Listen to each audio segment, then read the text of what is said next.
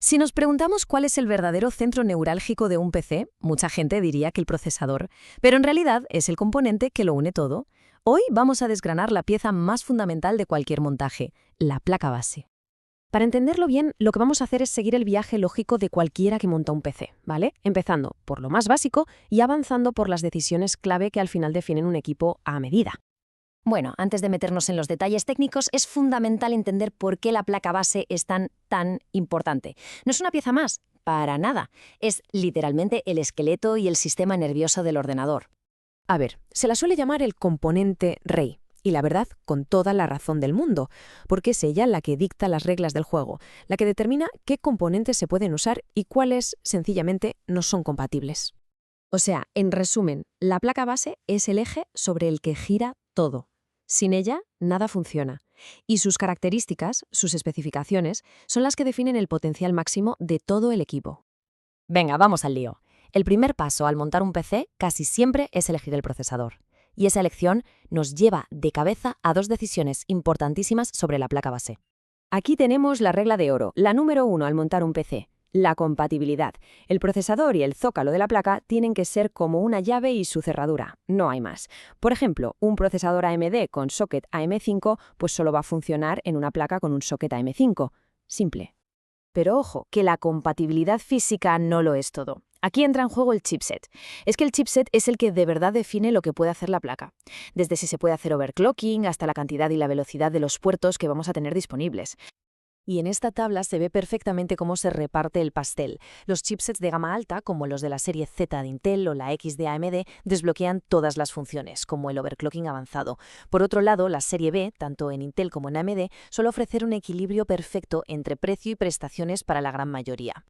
Vale, una vez decidido el cerebro del equipo, toca pensar en su cuerpo. La siguiente decisión es el tamaño físico de la placa base, lo que conocemos como el formato.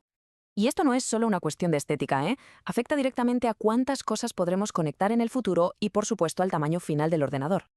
Es fácil de entender, una placa ATX grande va a dar más espacio para varias tarjetas gráficas o de sonido, mientras que una pequeñita, una mini TX, es ideal para un PC de salón, muy compacto, pero claro, con opciones de expansión mucho más limitadas.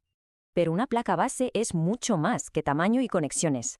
Hay dos elementos que son los héroes silenciosos que garantizan que el sistema funcione de forma estable, sobre todo cuando se le exige el máximo.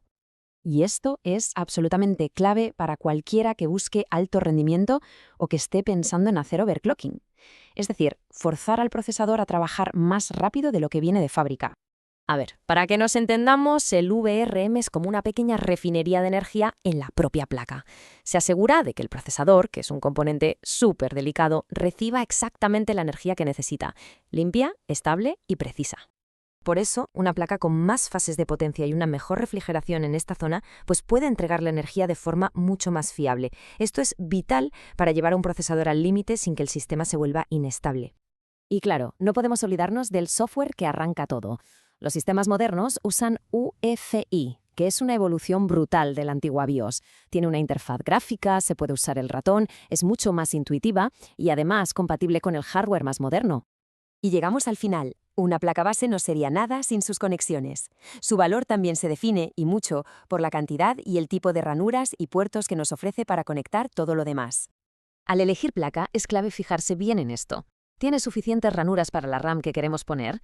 ¿La ranura de la gráfica es de última generación, como PCI 5.0? ¿Y tenemos suficientes puertos M2 para almacenamiento de alta velocidad? Son preguntas cruciales. En definitiva, de esto va la cosa. Si se sigue este orden lógico, el proceso de elegir una placa se simplifica una barbaridad. Cada paso va acotando las opciones y así encontrar la placa base perfecta para cada montaje es, mucho más sencillo. Y para terminar, ahí queda una pregunta para reflexionar. ¿Con la tecnología avanzando a esta velocidad, seguirá la placa base siendo el centro de todo?